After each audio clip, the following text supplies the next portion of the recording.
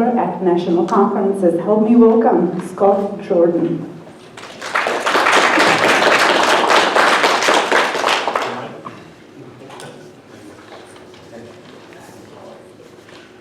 Thank you. All right, good morning, everybody. Thanks very much for making it here. How many of you here would like to have the easy, simple formula for finding private money to fund your marijuana business? Let me just see a show of hands here.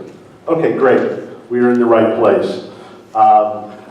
And to show you how quickly things change in this industry, as you can see on the screen there, I am with Vertical Companies. When I agreed to speak here, I was Director of Business Development for Dynamic Alternative Finance, and I got an offer I couldn't refuse from a company in Agora, and so I am now heading up their brand new financial services division, and I'm very happy about that.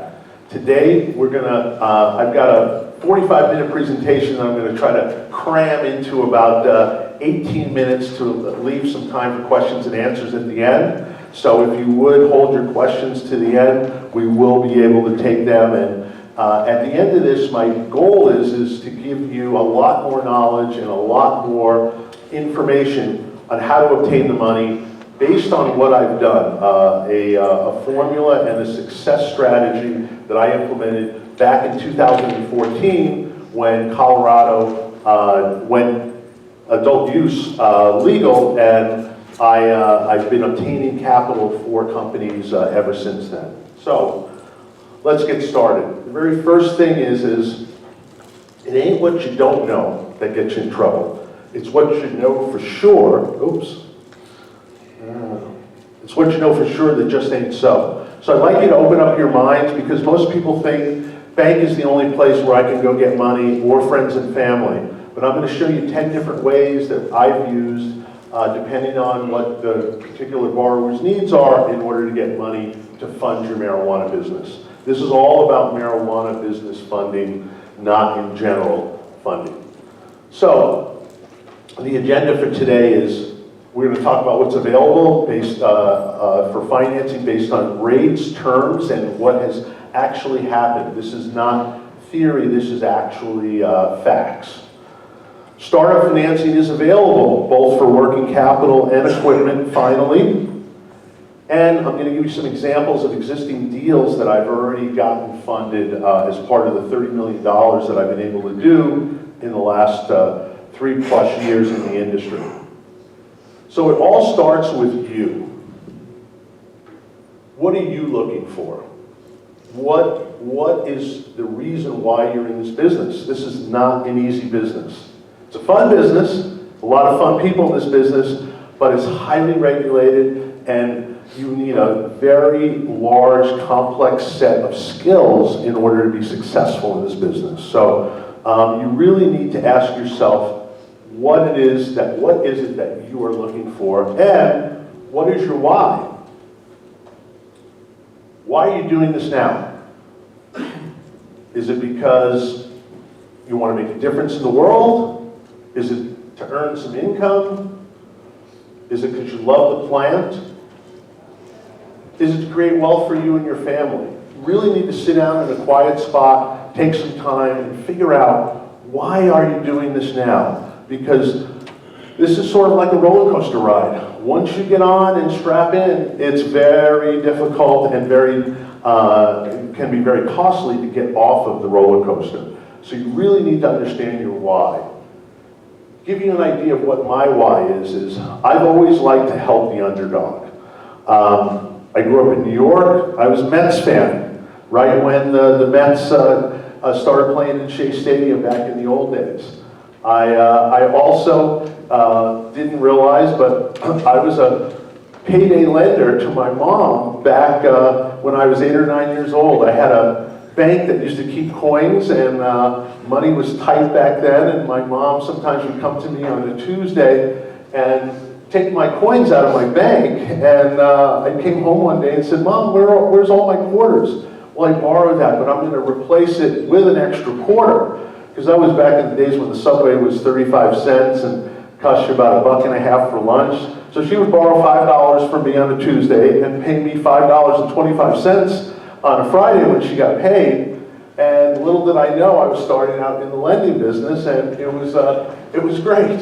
It was great. And so I've always liked helping the underdog, and I think, money is magical. You can create magical things when you have the right amount of money. So in this chapter of my life, I want to help the entrepreneur, particularly those that don't have this access to the same resources that a non-marijuana business has. You can't go to the Chamber of Commerce, for instance. You can't go to the SBDC to get help. So I want to be that help, and I want to help each and every one of you get the money that you need and get the financing to be able to either grow your business or start your business. So why am I qualified in order to speak here? Well, I was on Fox San Francisco about a year ago talking about what my prognostications were for the industry, based on my experience in Colorado. And it was a wonderful experience. They called me the Marijuana Money Man, and still have the clip on YouTube. The Denver Post has a video blog, or it used to have one called The Cannabist. I was on there in December and talked about what it is that I do and the magic behind my special secret sauce. Forbes wrote an article in September with my former company about what I've done, and I'm bringing all those contacts and that network over here to vertical groups.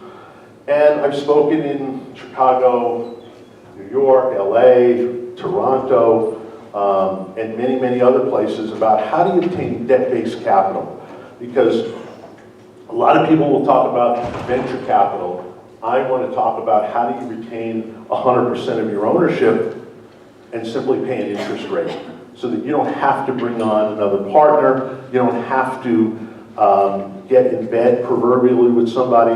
What you can do is simply borrow money and execute your plan. And then I've spoken at the Marijuana Business Daily show a number of different times, which is kind of the Super Bowl of trade shows in the industry. If you haven't been there, book your ticket to New Orleans in May and come see the warm-up, and then Las Vegas in November is really a big show. All right, so your choices for financing. You're really looking at two choices, debt or equity. Today we're going to talk primarily about debt. So the type of lending that's available currently, you've got really 5 food groups. You've got equipment, you've got real estate, you've got working capital, you've got startup funding, and you've got revolving lines of credit. Those are really the 5 food groups that are available today for marijuana businesses. So let's get started on the pathway to success. I promised you I was going to give you a formula. The formula is simple. It's not necessarily easy to execute, but it is simple. And it's really a three-part plan. Step 1 is plan, what do you need? You've got to sit down with your team and go over what is it that you're trying to do and get a really good idea, a good schematic on what it is that you need. Second, you want to prepare the documents for success. And the third thing you want to do is you want to present to the right people. I'm going to show you the top 10 choices of who to present to, and then I'm going to give you the easy button at the very end. Yeah. How many would like the easy button on how to get the money they need? Yep. All right, so the plan. What goes into the plan? Now this could be a whole 40-minute discussion about the documents, and I've had to condense it. Those of you that want some additional information, give me your business card. Happy to go ahead and provide that for you at the end. Just because of the time frame, I can only give you a little appetizer of what it is that I do. So, what are the resources that you need to get the outcome you're seeking? That's the very first question that you ought to ask. What is it? What resources do you need? Do you need equipment? Do you need, and what type of equipment do you need? Is there a specific vendor that you have to use in order to get the right extraction formula, in order to get the right lighting? What is it that you actually need in order to get done what you want to get done? What's the cost, of course? That's always an important factor. And the functionality. What sort of functionality, what does it need to do?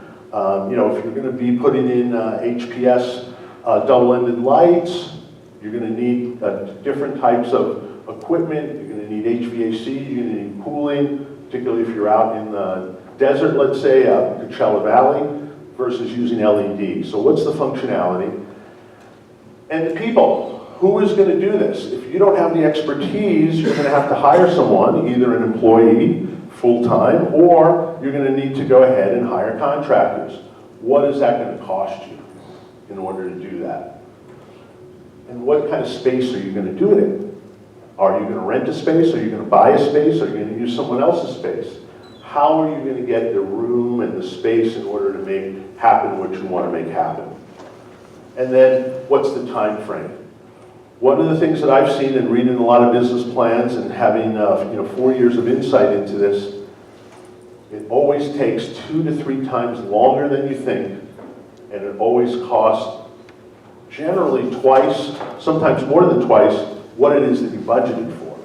So you want to build that into your pro formas that it's going to take longer and there's going to be more cost involved than you think there is. And then build in the additional time in order to do that.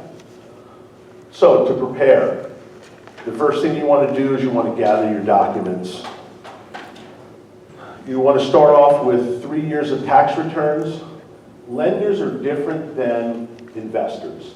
Lenders want to see your past performance because lenders, in effect, drive looking in the rearview mirror. They want to see what the past history has been in order to hopefully be able to predict the future, because lenders don't make the same type of return that investors make. And there's a big difference. I actually wrote an article about that. If you Google me, I wrote an article about the difference between lenders and investors, and you want to understand what that difference is, because once you can go into a conversation and understand what that person's point of view is and what they're interested in, you've got a much better chance of being successful. Lenders are looking to hit singles, in effect. Every single time they want to get repaid, and they want collateral, and they want history. Investors are hoping 2 out of 10 are going to be home runs.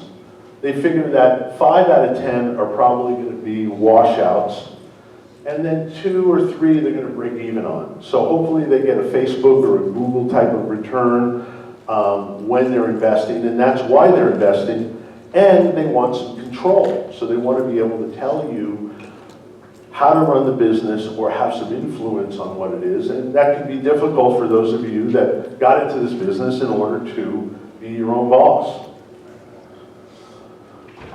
Second thing is credit report. Credit report is very important. It's a history of what bills you've paid and what bills you haven't paid. And if your credit is not good, I suggest cleaning it up or get a credit partner. The other way to do this is to have someone that will co-sign or assist you with that credit. You want to have a personal financial statement available. Personal financial statement is basically what you own less what you owe, hence your net worth. And the way that lenders look at it is if you're looking for $1 million, you should be worth around that amount of money. If you're only worth $25,000, it's going to be very difficult to borrow $1 million, and again, you need to look for a different source, perhaps, in order to make that happen, or a cosigner. And then you want to show your profit and loss and balance sheet for the last 2 years and year to date. Lenders are all about the numbers. Can you afford this new payment? Will you be able to make this brand new payment that you're looking for in order to repay them back? And then you want to have an equipment list along with the quotes for that equipment if equipment is on your agenda to acquire. And then the use of funds. Use of funds is very important. The lender wants to make sure that the money that you're borrowing is not going to be used to pay back taxes, not going to be used to pay your mortgage. It's going to be used to go into the business and hopefully make a profit and return their investment to them. So, to present, what do you put in your package? You want to put together a good, succinct package for a lender. I suggest using a 3-ring binder and have it on a G drive or a Dropbox so you can send it to them electronically if you're not able to see them in person. Always best if you can see someone in person to see them in person, but have it available for both, for an old school guy like me, so we can flip through the pages and talk about your particular profile. You want to create an executive summary. This is going to be like your profile on a dating site. You want this to contain the important information. You want it to be crisp. You want it to be 1 page, 2 pages max, but really 1 page is really preferred. And I wrote an article about that. If you go to this link here, you can come up with 10 things that are in the effective executive summary that you'd be able to then use for your own executive summary. But always send an executive summary first, so you're not sending all of your financial information out and someone is not interested. You want to be protective of that. And then you want to decide who to present to. And that's going to be really based on the amount that you're looking for and the stage of your business. So, and then if you can, try and meet in person. If not, set a time to review the information on the phone. Lenders, particularly the ones that are funding deals, are very busy. And you want to be able to get their attention. You want to be able to make a calendar appointment with them so that you've got their full attention, they've got the information, and it's on their calendar. One of the important things in today's busy, fast-paced world is to get the person's attention and to get an appointment to see them. And then what I like to do is I like to ask, when can I follow up with you? Once you present, you want to be able to then have a follow-up appointment because there's always going to be questions. And you'd like to ideally understand what their underwriting criteria is. You know, what are they going to base their decision on? Is it based on your cash flow? Is it based on a certain ratio numbers? Is it based on a debt service coverage ratio? You want to go ahead and understand what is that they're going to cause them to say yes or no. Okay, I promised you the top 10 alternative financing sources. Here we go. Number 1, credit cards. Credit cards is going to be the fastest and easiest way to go. You can, apply for them and generally get an instant decision these days in terms of an approval or a denial. And you really want to get credit cards in the business name. And I can show you how to do that so that number 1, it's a deductible expense, and number 2, you're not crowding up your own lines of, your own credit card lines on your personal side in order to get the money for your business, since this is a business venture. Working capital loan. Those of you that are in business can get a working capital loan. I've got a network currently of 18 different lenders that have funded deals in the marijuana business. Some of them have been without collateral, based simply on the cash flow of the business.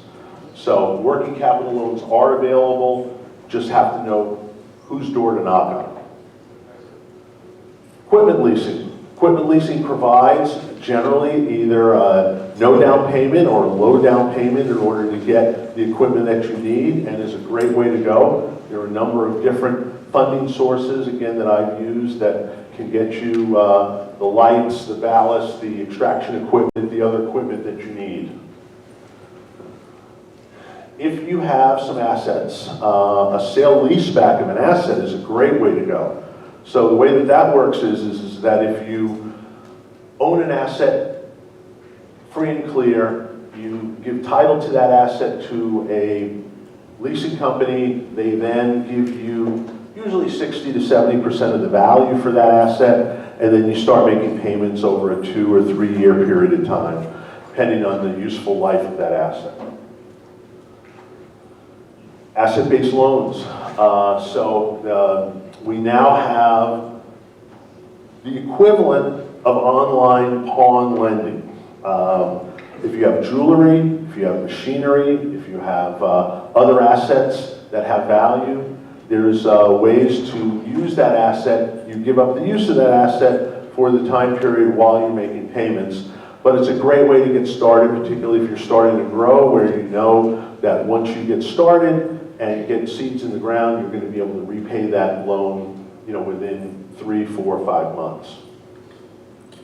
Peer-to-peer lending. So peer-to-peer lending is, there are a number of companies, Prosper, Lending Club, that basically make loans to individuals that have jobs, and this is really based on someone having a job or having verifiable income. They're a little bit higher than bank rates, but they're pretty reasonable, generally anywhere from 10 to 18% or so, and on a 2 or 3 year loan, it's a great way to go.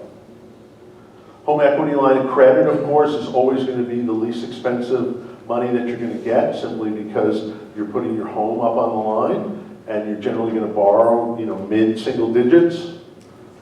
Business lines of credit are available as well for those that want a revolving line of credit, which I think every business should have. 401k rollovers. So if you were at a company and you had a 401k plan, that plan can be used to roll into a business loan or to buy a business, and is a great way to go because you're not paying interest on that money. And then royalty-based financing. A new breed of lender now does royalty-based financing, and it can be a great way, again, to get started.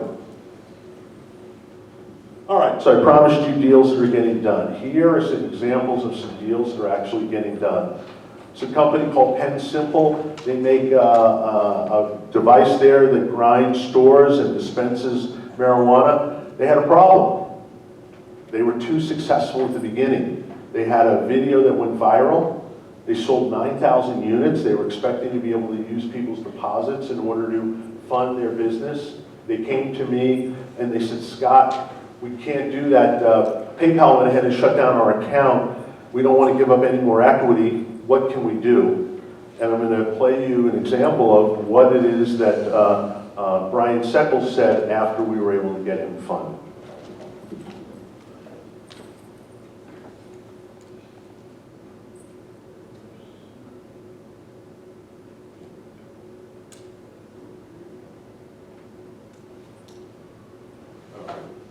This is Brian speaking. When I helped him when I was with Dynamic. So Dynamic Alternative Financing helped us really get through kind of a tough period where we were trying to get units shipped out. We needed a little bit of a bumper money to make that happen. They were able to connect us with the funds that allowed us to begin shipping units, which was able to get us to a point where we could self-run our business and no longer needed the financing. But we really needed it at the time, and it helped us get us through a tough period. Great. So, I'm going to also let you hear what Brian said about his mind shift in terms of how he thought about credit cards prior to me speaking to his group at Boulder Canopy, and what was actually the results after I spoke to him. Yeah, so I mean, initially I was extremely hesitant to use credit card financing or to take on the personal risk. After talking with you and seeing sort of what benefits could come with it, checking out our equity and cap table and just seeing the pros and cons of it, I then sort of changed my tune and really went all in with the credit card investment. And that helped us in many ways in terms of keeping our cap table clean, as well as being able to get the financing we needed. All right, so another example, I worked with a wholesale grower in Colorado. They needed money for expansion. They hadn't raised enough equity. Typically, that's a lot of times what I see is that people think it's going to cost them $1 million. It costs them $1.5 million, and all of a sudden they get halfway over the bridge without enough gas to get them to the other side of the bridge. Unfortunately, his financials did not qualify him for working capital. Although he was in business, he was still not profitable. His initial funding source was not working fast enough for him. One of the beauties of the business model that we use is we have multiple funding sources. So you come to me, you fill out one application, and I will get it done for you. And sometimes lenders don't work fast enough, and we were able to find him some private money that was able to get him closed in 10 days, and he was able to get the money he needed. We were able to do a 3-year loan in the low double digits for him. So it worked out really well. It's an example of equipment financing, and what Spark up in San Francisco, that was a collective up there. Scott and Jordan helped us obtain the money we needed for expansion without giving up any equity or control in the company, which was very important to him. It was a very fast and easy process, and we'd recommend him to anyone who needs to acquire equipment for their marijuana business or working capital, from Eric Pearson. So the situation with Spark was they were vertically integrated, a collective up in San Francisco. They wanted to expand their existing cultivation from 10 to 25,000 square feet. They needed about $430,000 worth of equipment for their grow, and they wanted to stop buying wholesale and be able to not only increase their profitability and their efficiency in the grow, but they wanted more control. Eric is really a control freak, and so by expanding out his grow, he was able to grow his own crop, and was very, very happy. So I'm going to open it up for questions here next. So those of you that have had some questions, get them ready. In summary, private money is available. You need to plan, prepare, and present to the right people. And I suggest you expand through debt rather than giving away equity to not only maintain the control, but to keep more money in your pocket. Can you explain that further? Can you go a little deeper into that explanation? Yes, I will once I take questions. And last slide is, how many want the easy button in order to get there? Here's the easy button. Copy this slide down. Reach out to me. Reach out to me at the, either now or at some time in the future, and I will give you the easy button.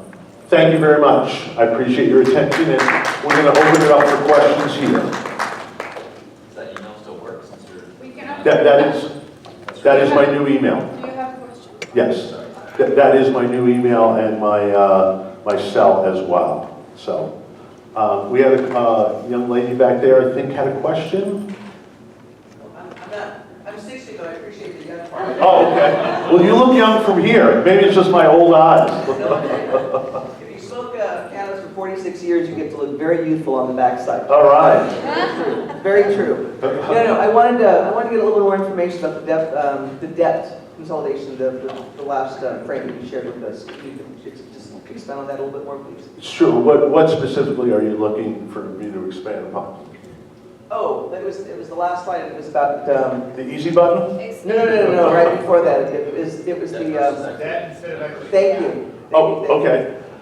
So that could be a very long discussion about that, but what you want to do, when you give up equity, you give up control, and many people that I found in the industry, particularly in the early stages of the company, are looking for an exit event. They're looking to build something up and either go public or have someone buy them. And so I actually did a seminar about a company that borrowed at 18% instead of giving up 10% of the equity, and it ended up resulting in another $40 million when they sold out. It was a company called Altria. What you want to try to do is preserve as much of your equity, particularly at the beginning. When you're starting out, it's like a baby. You don't want to sell off the baby's arms or legs in order to, get food for them. What you want to do is you want to try to grow, even if it's through debt, so that A, the company's more valuable and you're actually producing something or you're making money. And so you want to, as much as possible, bootstrap to the point where you're showing revenue, you're showing growth, you're showing orders, you're showing products, you're showing that you're viable for someone to then look at investing in you. You may end up having to take equity money, but you want to get as far down the line as you can towards either break even or hopefully a profit, but at least generating revenue for that. And I can talk with you more about that offline. Any other questions? I'm running with a microphone. We can unmute it. Okay. about it, I noticed you didn't mention family rounds, or, family funds. There's tons of family funds that want to diversify. Europe, Canada, there's a lot of money in terms of families that, they put a little bit in startups, a little bit in oil, whatever it is, right? Sure. And they just do convertible notes, so you could just convert a convertible note at a Series AA if you wanted the equity, or if you want just the constant loan, and just stay on the convertible note for 2 years. Right? What I have found is that it's a little bit trickier than it seems in terms of convertible notes, and we were really strictly talking about debt, not sort of quasi-debt, quasi-equity here. They're generally looking for larger investments, and yes, that's a way to go, but again, I had 20 minutes and wanted to leave 10 minutes for questions, so I couldn't quite cover everything that I would like, and that is a way to go. This way you can keep 100% of the equity that you're, that you have in the company that you're running or growing. All right. I think we're almost up against starting for the next. Any last questions that anybody has? All right, well, thank you very much. I'll be available here to talk privately.